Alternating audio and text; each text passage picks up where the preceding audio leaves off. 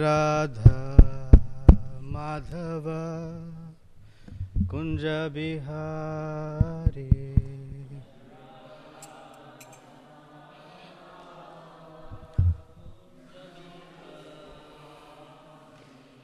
जय राधा माधव कुंज बिहारी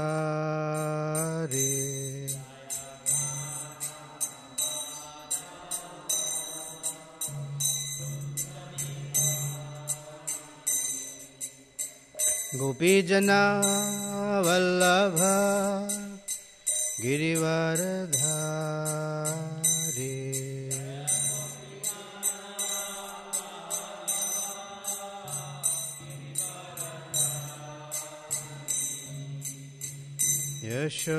यशोदनंदन व्रज जनरंजन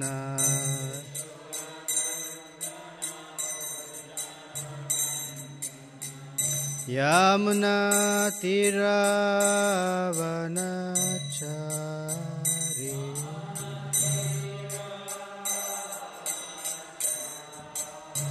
यमुना तीरावनचारी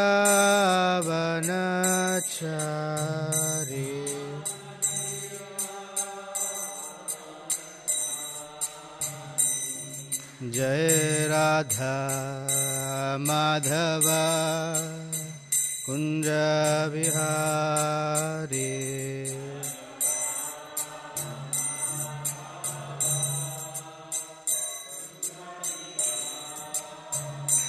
जय गोपीजना वल्लभ गिरिवरधारी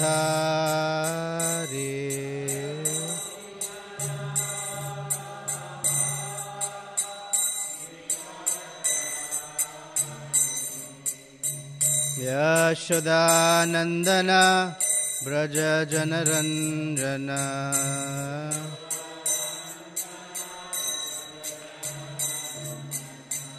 यमुना तीरावनचारी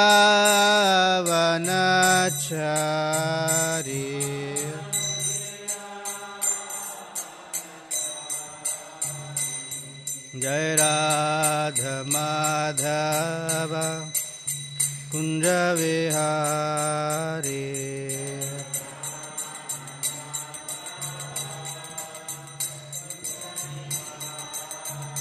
जय गोपीजना वल्लभ गिरिवरधारी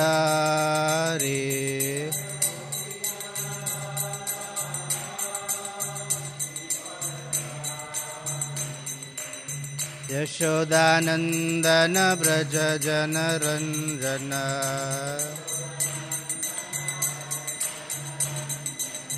यमुना तीरावनचारी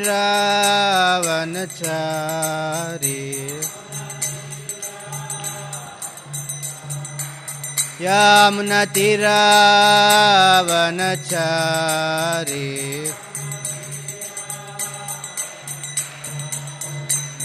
जय राधा माधव कुंज विहारी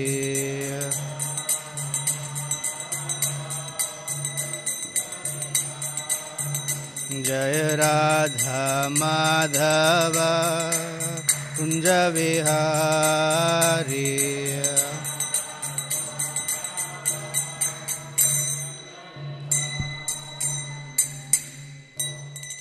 जय ओम विष्णुपाद परमहंस परिव्राजकाचार्य अष्टोत्तर Shri Shrimad his divine grace A C Bhaktivedanta स्वामी शिल प्रभुपाद की जय अनंत कोटि वैष्णव वृंद की जय ग्रंथराज श्रीमद् भागवतम की जय All glories to the assembled devotees. All glories to the assembled devotees. All glories to Sri Sri Guru and Gauranga.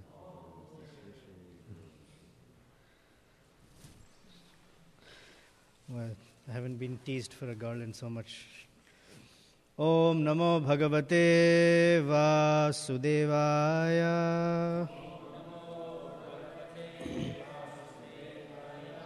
Om Namo Bhagavate Vasudevaya.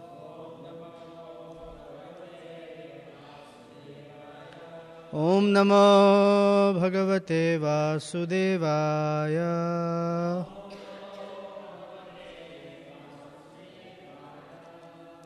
Srimad Bhagavatam, Canto 4, Chapter 29, Text 82.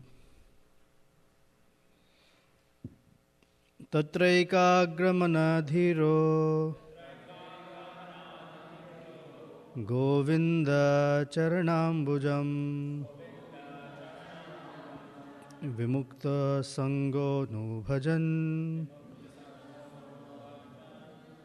Bhaktya Tat Samyatamagat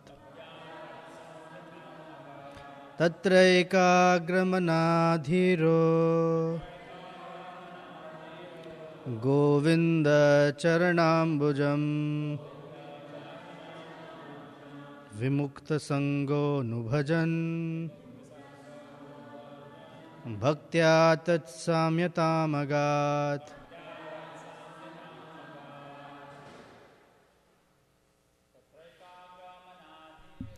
Tatraikagra Manadhiro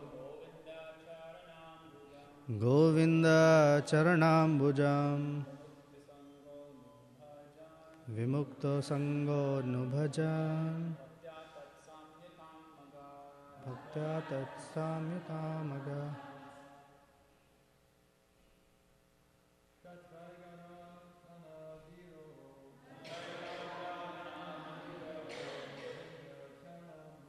Govinda Charanambujam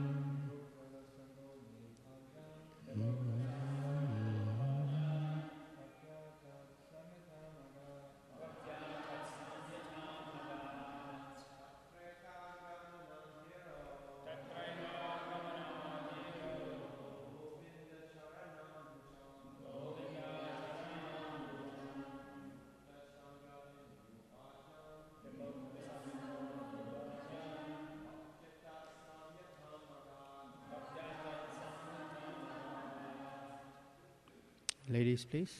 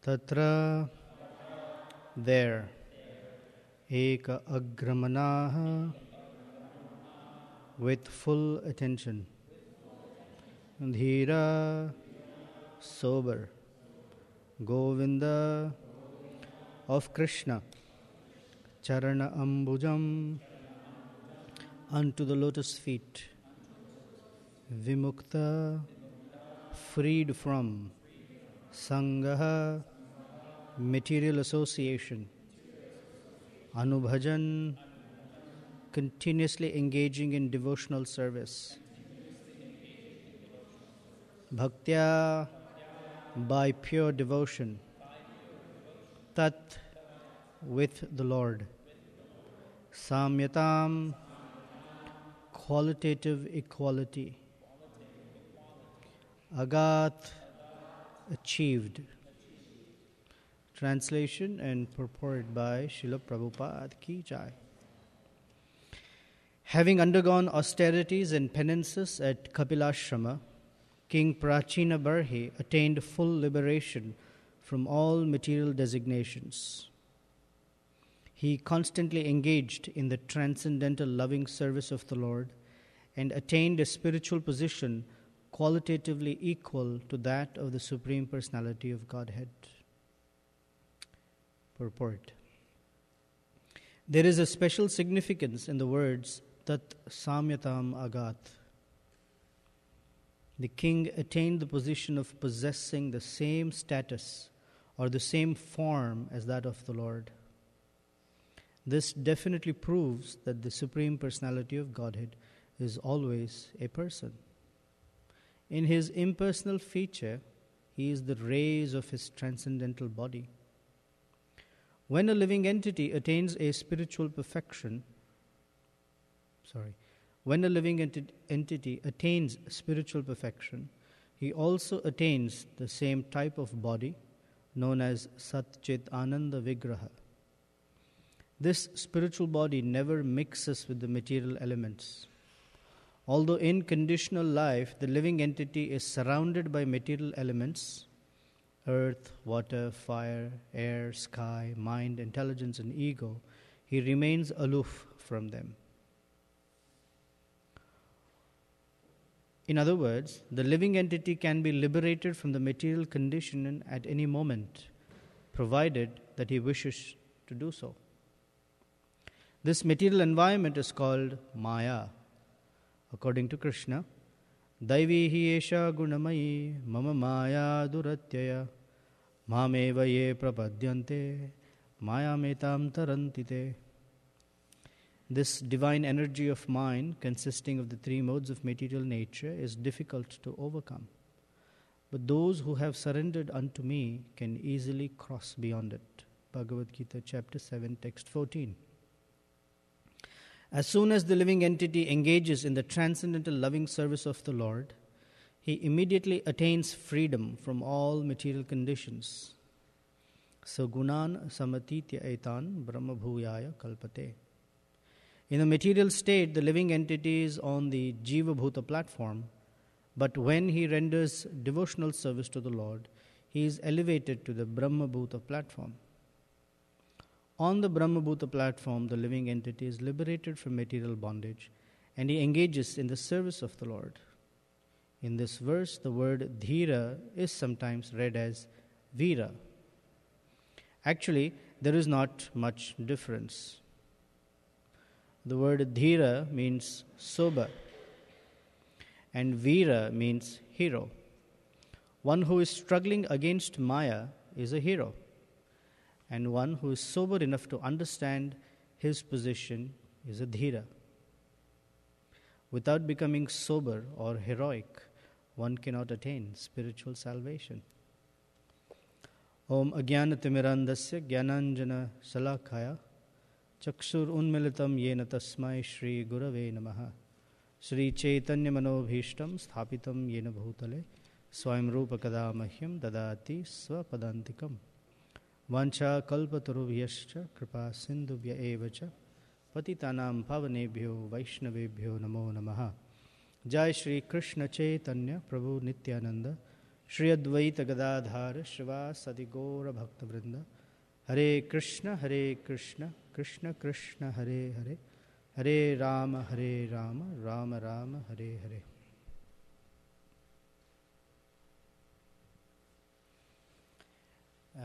We're near the end of this chapter. 2 more verses and this chapter ends. First of all, I see some new faces, so welcome to this morning's Srimad Bhagavatam class. Nice to see all of you. And thank you for joining us. To me, this verse and the next few verses are extremely encouraging. They give me, or the reader, great hope. Usually when we hear stories of very great personalities like Prahlad Maharaj, Dhruva Maharaj, sometimes we feel that we can't relate to them. The situation might be relatable, but the person might not be. Well, I don't have a father like who tried to push me into boiling oil and trample me under elephants. Of course, last night we heard a few things, and I'll narrate that as well. Maybe I should. But I want to say the punchline first.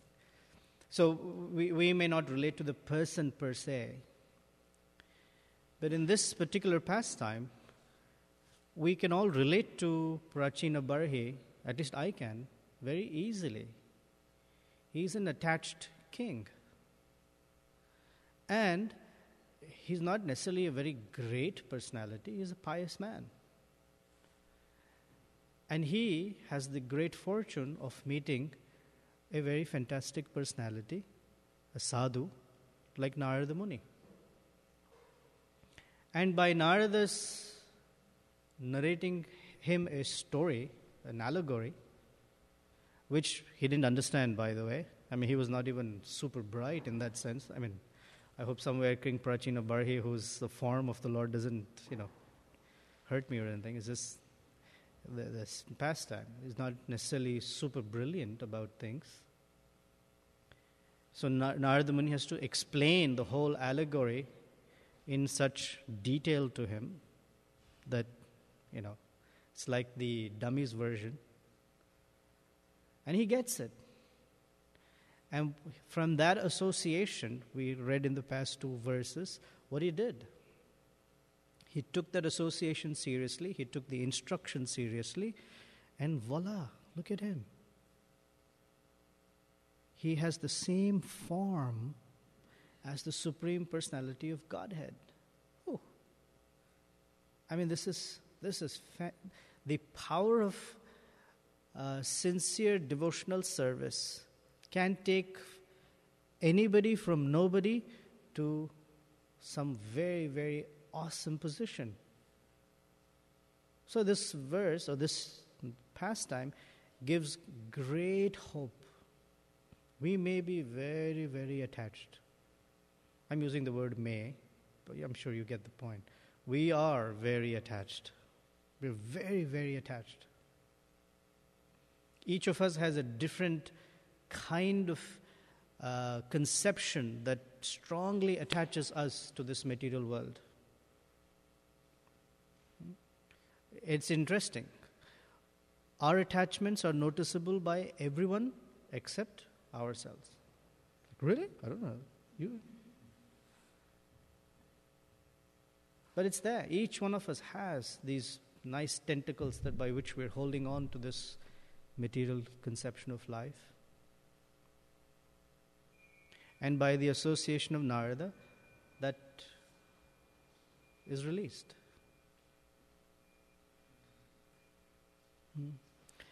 So since I brought it up last night, we were at a place, our, subdivision, had a members meeting. It was an opportunity to eat, all sorts of food, basically. So after the meeting, which I missed I actually participated in the juicy part, the boring meeting part I missed, where they talked about how much money you have to pay now because something is broken, they're going to fix it, etc. I missed all that boring part. Then after a couple of drinks, some discussion started about being a teacher and how horrendous it is to be a teacher. And from there it went into nowadays children are, these children are just, they use the word demoniac, or at least that's what they were saying, which turned into, it's actually the parents' mistake, which then went into, I'll tell you about my mom. So one of our members was speaking about his mother. So he grew up in a family where there were 6 siblings. And he said the teachers were so strict. These were some phrases I heard for the first time yesterday, so I might even say it wrong. He said the teachers used to paddle them. Oh, okay, all of you are nodding, so I guess you understand what it is. So he said the teacher had holes in the paddle because the teacher said that way there's no resistance from the air. And so I used to get paddled. And they would get detention. And the only way they can come back to school is if the mother brought them back to school, which means the mother should know what happened. So he was narrating that when my mother knew, we'd go from school to my house, and we would cross my neighborhood, and all my neighborhood was my relatives or something.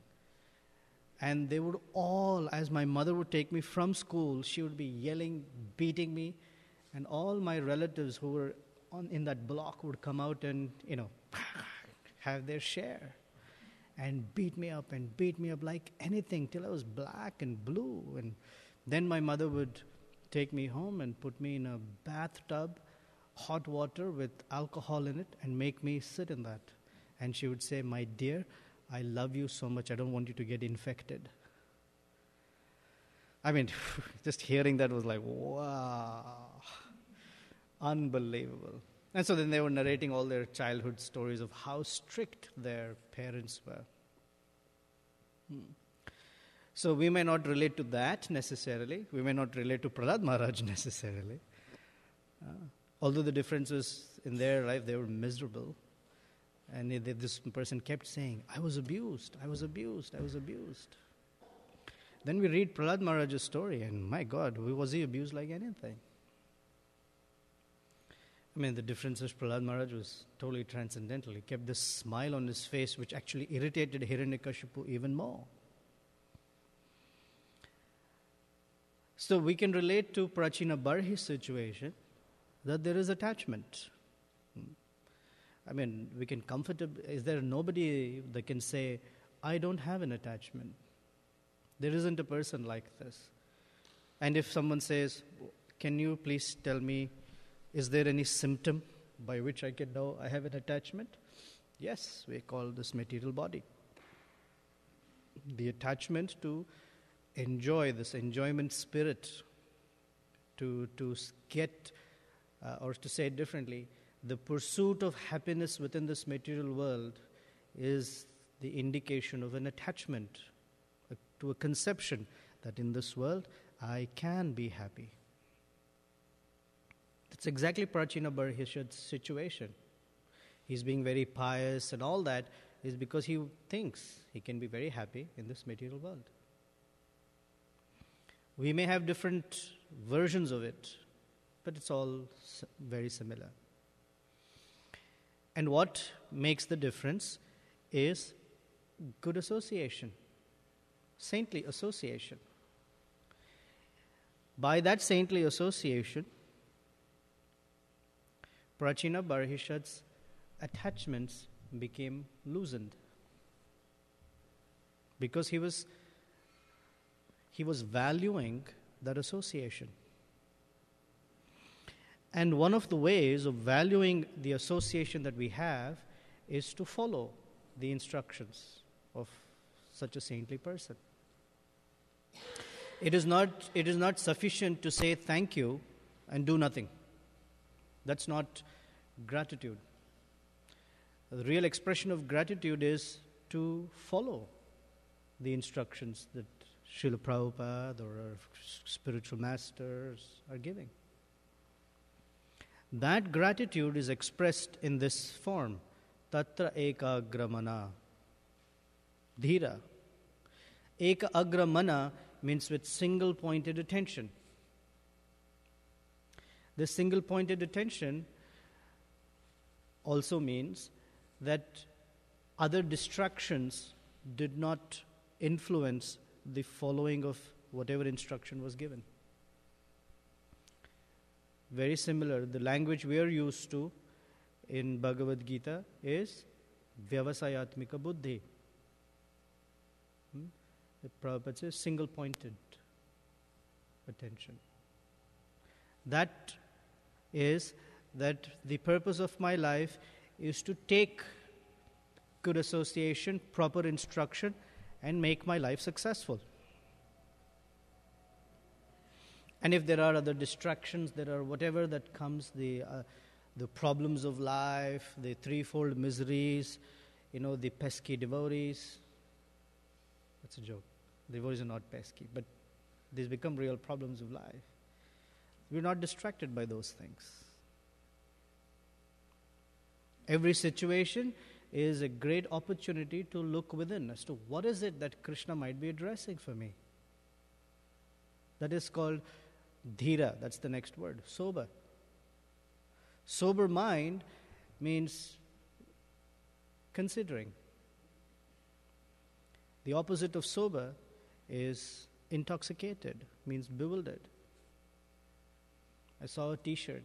Yesterday I saw a t-shirt that said, when I said I cleaned my room, I meant I made way between the door and my bed. Another t-shirt said, Sotally Toba. This person is professing that he is sober, totally sober, but the letters are mixed up. Sober, the opposite of sober, is intoxicated. The intoxication of the material world is this hankering to enjoy material energy. It's intoxicating. There is a high in it, no doubt. But that high is distracting. Material energy, the happiness in this world from material things definitely gives us a high. The money, the different things like sex indulgence, money, great knowledge or learning, beauty, great praise from worldly people. This is extremely intoxicating. And in that intoxication, one thinks, this is the goal of life. A sober person, on the other hand, says, this is not for me. The dhira is to be able to consider, think with a clear head. Like we say, hey, think with a clear mind. It's to think with a clear mind. And mind cannot be clear without good instruction. If we wait for our mind to become clear one day, then we shall be waiting forever. The only way a mind becomes clear is through good instruction. Prabhupada says this in the 6th chapter of the Bhagavad Gita, that a mind can only become purified if it has a clear purpose. Or he says it the other way, lack of a purpose for the mind keeps the mind agitated. And we cannot come up on our own with perfect instruction. We have tried it. It doesn't work. We need someone to give us good instruction. And it is that good instruction or instructions that help clear the mind, to purify the mind. What is the good instruction? Govinda Charanambujam. That the purpose of life is to approach the lotus feet of Govinda.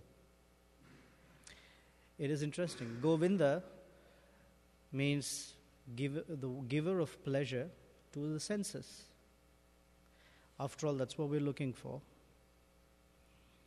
But we're looking for it in different places, in the wrong places. We're looking for our senses to become pleasured or pleasurable in the material realm. And that is not Govinda. Krishna is. That's the real place, or he is the real person that can fully enliven our senses. Govinda Charanambujam, to be situated at his lotus feet. The consequence of that is Vimukta Sangha. Vimukta Sangha means completely freed of all designations. Designations is an attachment. Same, different words, but same meaning. I look at the world with a particular designation because I'm attached to that designation. I am Indian, I'm male, I am educated, I am like this, I am like that. That's how I look at the world. And that designation is what causes me to forget who I am. It causes me to become intoxicated by something other than my real identity. Therefore, I'm not dhira. The same word dhira appears in the very first instruction of Bhagavad Gita. Dehinosmin yatha dehe. Kaumaram yavanam jara. Tatha dehantara prapti dhiras tatra na muhyati. A dhira is na muhyati. He is not bewildered.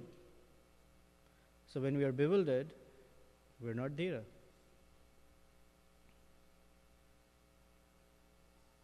That bewildering comes from false designation, from bodily conception of life. Vimukta Sango, and the process for becoming completely free from all these designations is Anubhajan. Anubhajan is not weekly attendance at the temple or attending the Sunday feast and saying, I've become a devotee. Anubhajan means every day. Here Prabhupada translates as constant devotional service. Every day means every moment of the day. So we follow a prescribed process, a methodology that Srila Prabhupada has given us. That includes all the different variations and aspects of devotional service from morning till night. That is called Anubhajan. Another connotation of the word Anu means to follow. Anubhajan means to follow prescribed method of the acharyas. We call it sadhana bhakti. Krishna Anushilana. Anushilana means cultivation under the guidance of a pure devotee. So Anubhajan. Bhaktya. Bhaktya is the internal aspect. I'm not just following the rigor, I'm not following the do's and the don'ts mechanically, but I'm following it bhaktya, with a loving heart. Tat samyatam agat. This is the most important phrase Prabhupada says in the purport. Begins like that. Tat samyatam agat. He achieved the same position, qualitative oneness with the Supreme.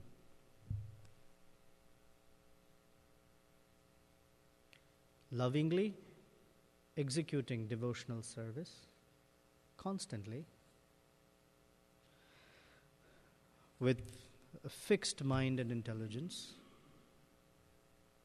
mind fixed on the lotus feet of Krishna, is the pill, it's the magic pill for achieving our goal of life. What are the obstacles that we face during that is given by this verse in Bhagavad Gita, Daivi hi esha gunamayi, mama maya duratyaya. So if one of the obstacles is to think that I can do this on my own. Another obstacle is to give up our determination to achieve perfection. That, it's too difficult. That's another obstacle. Another obstacle, there are many, I'm just giving a few as an example. Another obstacle is to hold on to our conceptions that there is no happiness in devotional life because it's too grinding, it's difficult. Another obstacle is to become morose or lamenting during anartha nivriti. That's an obstacle. My anarthas are too big. This is not for me. Because then that means that we are approaching the whole path of devotional life with a wrong idea. The idea is, Mam eva ye prapadyante. That's the idea. That whatever is the obstacle, that our attention goes to Krishna, my dear Krishna. When I look at myself, I find myself thoroughly unqualified. When I look at my capacity, I feel completely incapacitated. When I look at my determination and strength to make it to the final destination, I find myself weak. But you are very, very merciful. Please accept me at your lotus feet. Please guide me. My determination is that I will follow your guidance. My determination is that I want this relationship. Whatever it is, whatever is the challenge, I want this relationship with Krishna. Because after many, many, many, many lifetimes, I've somehow or the other had this great opportunity to come. And I don't want to lose this at whatever cost. So whatever it takes, I'm willing. Whatever it takes. I may have to swallow a humble pie. What's it called? The phrase is what? Eating humble pie? Don't swallow it. You eat it. Whatever it takes. This is my commitment in my life. This is determination. Swallowing humble pie. That doesn't make any sense. I mean, that would be a big one to swallow. Huh?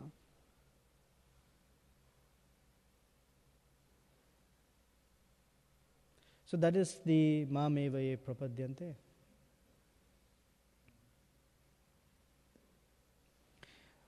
And Prabhupada says we can understand then a distinction between who we are and the coverings that bewilder us. The coverings of the body, the coverings of the mind, the coverings of intelligence and false ego. The covering of the gross body makes us think, I am this gross body. I'm thinking like an Indian man, I'm thinking like an American man, I'm thinking like a brahmachari, I'm thinking like a grahastha, like that. The covering of the mind binds us with the idea of I am not happy, I am happy, I'm very, I'm terrible, I am something like this. Whatever is the conception in the mind. Another is, no one loves me, like that.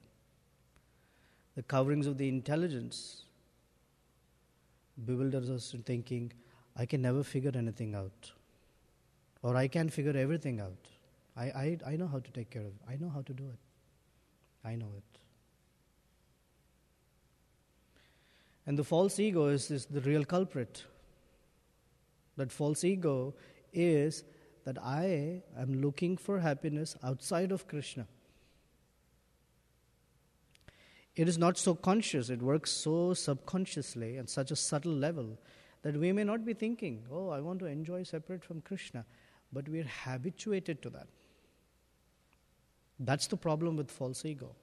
It has habituated us, it has conditioned us to such a degree that we consider devotional life as the artificial life. Oh, I have to give up something in order to become a devotee of Krishna? The answer is we are devotees of Krishna. We've picked up something artificial. This is natural. Everything else is artificial. But we are looking at it from a different view. We're looking at it from a different stance. We're so habituated. From here, everything looks artificial. Just as, here's a quote by Narada Muni. I forget which canto and verse. You all know what's a whirlpool, right? A whirlpool has water at different, circumferences converging into a vortex. Correct? Someone who's in the middle of the whirlpool sees everything else around him turn, right? But if you are on the edge of the whirlpool, then for you, everything else is turning. You understand? Well, suppose you're here, you see everything going like this. But if you're here, you will even see the center go like this. So it's a matter of where you are. So Narada Muni is describing that each one of us, because we're in this massive ocean of material existence, from our vantage point, everything looks justifiable. Everything looks, yeah, that's correct. That's how it is. And from another person's vantage point, it looks exactly the way they're looking at it. And that seems right too. And for a person who's outside of the material ocean, for them both look bewildered.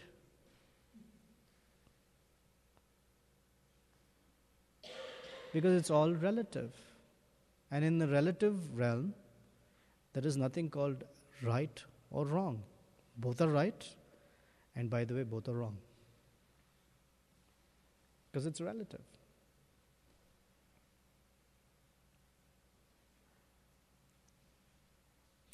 Then Prabhupada said, sometimes, instead of the word dhira, the word vira is used.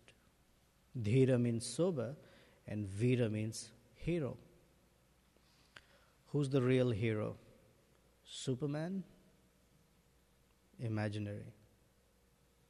Is the hero the great leaders of the world who fought great wars or who gave great speeches? No. According to Bhagavatam, real Veera, it says one who is struggling against Maya is a hero. He didn't even say one who has surpassed Maya. He said one who's struggling against Maya. So this is Krishna's view. Because an Acharya is speaking, Acharyas have Krishna's view. Krishna considers us a hero if we even just try to struggle with Maya. Struggle with Maya doesn't mean go out and see how much we can flirt with her. That's not the struggle. The struggle is how much we are trying from our side to not indulge. That's the struggle. Krishna is not looking for perfection. Krishna is looking for an endeavor for perfection. He's not looking for us to really be this hero. He's just looking for us to try to be a hero. And for him, that's hero. Just try. Make an effort. Show sincerely that we're trying our best to serve Krishna.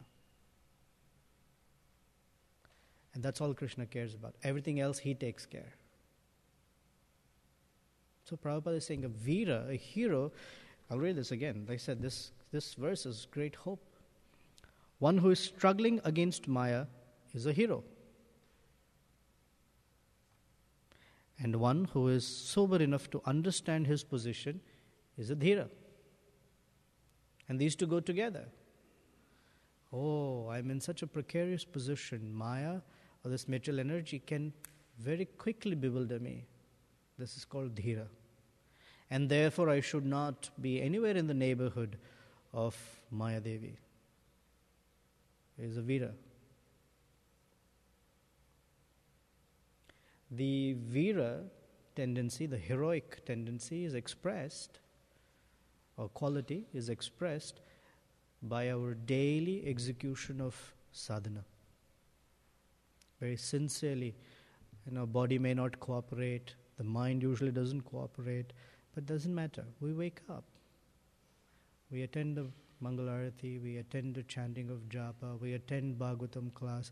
Whatever is going on in our lives, we may be facing massive problems, financial problems, mental problems, relationship problems, whatever is going on. When we stick to the program Prabhupada has given us, this is real heroism.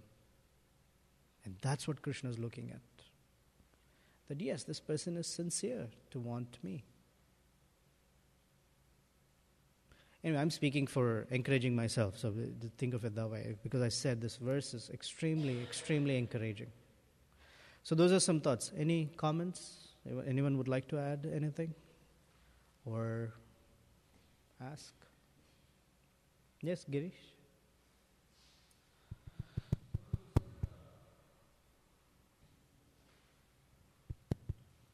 You said Krishna is not looking for perfection.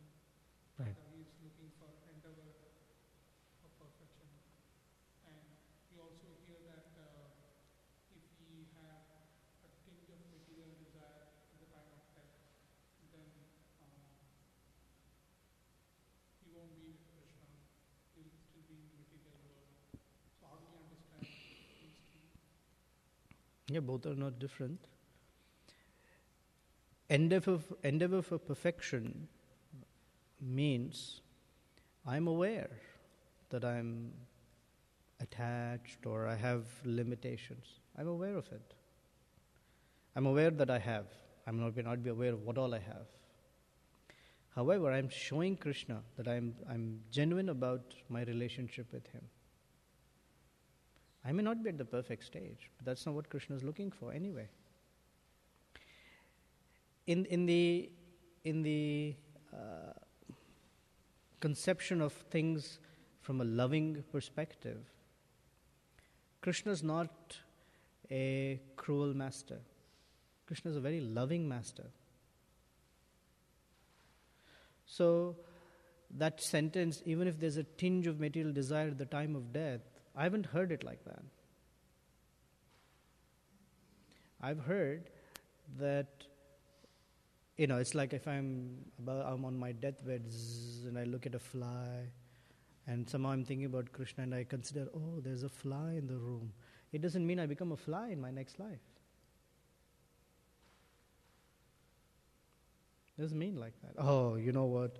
You were doing perfectly well. All the, you were chanting the bhajans. Everything was just fine. That little fly really messed it up for you. I mean, Krishna would be really cruel. It doesn't work like that.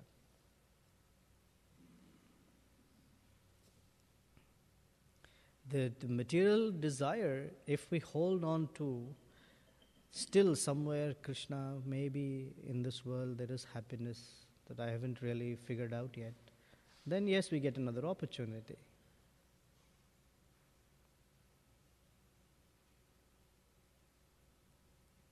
And even if we are holding on to something, because of the great benediction of the association of Vaishnavas, we will be reminded of our real purpose at the time of our death. That much Krishna will give. I don't mean to use this as a wrong example, but let's take Bhakta Jerry's situation recently. Okay, whatever life presented to him, he went in a particular direction. But for whatever service he has rendered, at the critical moment, devotee showed up in his life. I mean, isn't that fantastic? Isn't that the kindness? How kind Krishna is, that even for someone who at some point in time rendered some service and then did something else and whatever, Krishna made sure that some devotee was there. Isn't that encouraging? That's amazing.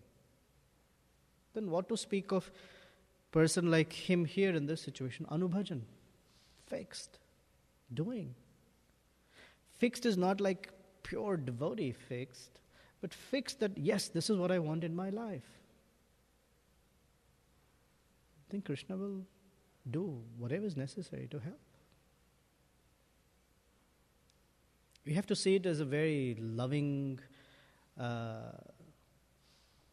exchange. It's not like this hard master that says, you made it 99%, but that one... Krishna is very encouraging.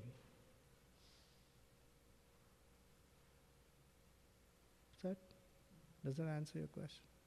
Ashay wants to add something?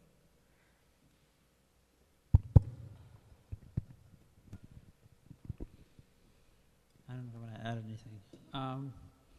No, it's just like the point that you're making is very clear. That it's not like Krishna is a vending machine one way or the other. You put in the right amount of coins and you get the goal, and you don't put in the right amount of coins and you don't Correct. get the goal. It's not like that. Either way.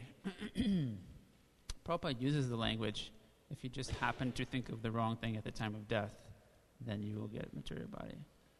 But your point is very clear.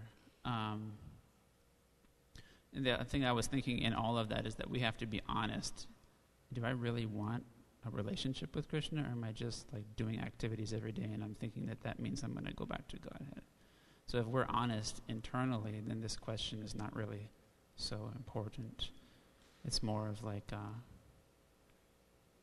trusting, like you're, I think, trying to encourage us that Krishna, if he sees that we're sincere, although our shortcomings are there, he'll help us to move forward. It's not so much of a calculation like how much percentage is left to clean off and then I'll get to go or something like that. I'm just expressing my... We are all operating, in one sense, on the basis that ultimately it is Krishna's mercy that's going to help us. So Balaram Prabhu narrated a story of how life works. It was very nice joke, I think, or story, however. There was a person who wanted to go to heaven. So somehow he forced his way and showed up at the gates. And so Saint Peter, I guess, opened the door and said, well, we can't let you in. Tell us,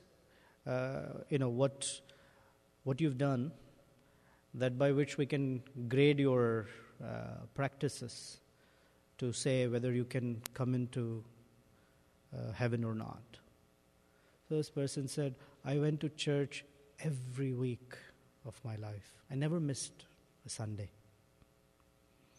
And so Saint Peter said to him, you need a total of 100 points to get in. So he said, all right, I went to church every week of my life. I never missed a Sunday from the time I was born till the time I was dead. So Saint Peter said, all right, we'll give you 1 point for it. He said, I said my prayers every day. I didn't miss a day. I never missed a day of saying prayers. I did whatever the hymns I had to sing, songs that I've offered prayers every day. All right, we'll give you 2 points. Then he said, I gave in charity. Whatever I earned, I gave as charity. So he said, all right, we'll give you another point. Then this person said, I've searched through my whole life. I can't find anything else. And I'm only 5 points. I need 95 more points. I don't know what else. I've done this, I've done that, I've given in charity, I've chanted my prayers. I followed everything. And still 5. I need 95 more points. So St. Peter said, yeah, so tell me more. He said, at this rate, it is only God's mercy that can let me in. He said, you got the other 95, you can come in. That means our effort in by itself is very minuscule. We're hoping, that's our whole aspiration, that by my execution of devotional service, my dear Krishna, that you become very merciful upon me and take me. That's my hope. That's what the acharyas have told me. That your mercy is so intense and significant that without that, what can I do? What is the perfection that I can show you anyway? I'm so tiny. So our 5 points is, we chant our japa every day, we follow the rules, we do all of that. That's to attract Krishna's attention and mercy. Rest, everything is, Krishna has to reach out. On our own, by our own effort, we can't make it. That's not the path anyway.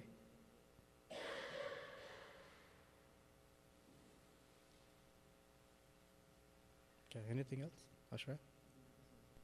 The thing that I was thinking for myself when I was hearing the class is that just like you were saying, and just like his question, kind of, or you were saying, it's like the following the good instructions to worship Krishna and consistently doing that every day and all of that, it's just like showing that we're sincere. Right. But then but really, I mean, unless somehow our heart gets it connected to serving Krishna, that's just not going to do it. So what is it? So my understanding is that based on like 10th chapter Bhagavad Gita, Krishna gives you some understanding how you can really connect like that if you're showing the sincerity in that way. And that's the thing that we have to like really grab onto. That's what I'm feeling. That's what I'm thinking. We have to be looking for that. That's the question I was going to ask, is that, I mean, isn't that the thing that we should really be somehow seeking, that where is my heart? Where can I put my heart into this thing? That's in this verse. Bhaktya. Bhaktya. Yeah, but it may not be like I'm really feeling like I love Krishna and all of that. Oh. There's some aspect of... Our expression of bhaktya in the sadhana bhakti stage is not, I love Krishna. It is, I love the devotees. I love the process of devotional service. I love Mahaprasadam. And I'm happily, gratefully serving. That's bhaktya, which, according to Lord Kapila, develops into Shraddha, Ratir, Bhaktir, Anukramishyati. That Anukramishyati means it develops systematically. So the first expression of Bhaktya is Shraddha, that I have faith. I have faith that this is the path. Whatever is the difficulty, whatever is the challenge, this is the path. That is Shraddha.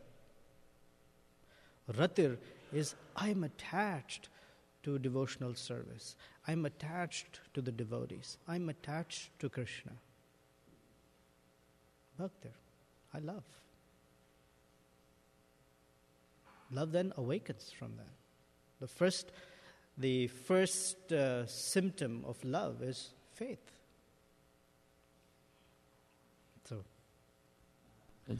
So that's how it develops. That bhaktya, like you're Correct. saying. So that I think it says yes to my question, that we have to see where we can, like you gave these simple examples like prasadam or the process or something. Where can we put our heart into this thing, and that will grow it from there. It's like if I want to ignore where my heart is because that's lower and I want to do something very high, then it's like kind of pretentious, and I mean, it may be sincere, but it may also not be realistic. So how do we... The most important is not that I have this or that, but my heart is with the person. That's where it is. It's a whole about being connected to a person or connected to persons. The acharyas, Prabhupada, Guru, the devotees. That's where it is. That's the gold mine. Everything else manifests from that. I can be very attached to prasadam, but not to a person. I won't make it. Or that will bring me to a person, but that's where it all comes. Prabhupada uses in this purport, this to tell us Krishna is always a person. Everything we do is connected to a person. Recently, Ramapad Maharaj was sharing that he was traveling on a flight back from Hong Kong. It was a 16-hour flight. And on that flight, everyone else was watching movies, drinking something, eating something, and falling asleep. He was the one who was sitting up, and he was working the entire 16 hours. So the flight attendant came and said, "Excuse me, sir, would you like to eat something?" He said, "No, I'm okay, thank you." I mean, those of us who know Ramapad Maharaj, we can fully picture that. Then she came back after some hours and said, "Would you like to drink something?" He said, "No, thank you, I'm all right, I'm taken care of." Then some hours later, everyone else was sleeping. He was the one who was working. She said, "My gosh, I've seen so many people travel, and I've seen so many people work, but I haven't seen anyone like you. Whatever you're attached to, whatever you're doing this for, must be really something." So he corrected her. He said, "It's not whatever, it is for who I am doing this." It's not for what, it's for who. I don't think she got it. She said, oh, something. But the message was for who? For Prabhupada. That's the driving factor. It is for someone. That for someone is I started the discussion today with gratitude. That's what is driving us. That's what should be driving us. We have received the tiny encouragement of bhakti from a devotee. That's what is our real nourisher. Past 8:30, that's why I'm Yes, saying past 8:30, anything that's else. why I'm hoping it will stop here. That it's more, but Yeah. it's okay. Okay. Thank you very much. Srila Prabhupada ki jai, Srimad Bhagavatam ki jai.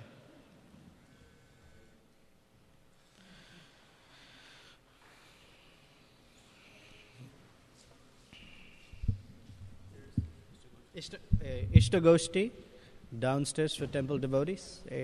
In like 30 seconds, we'll get there.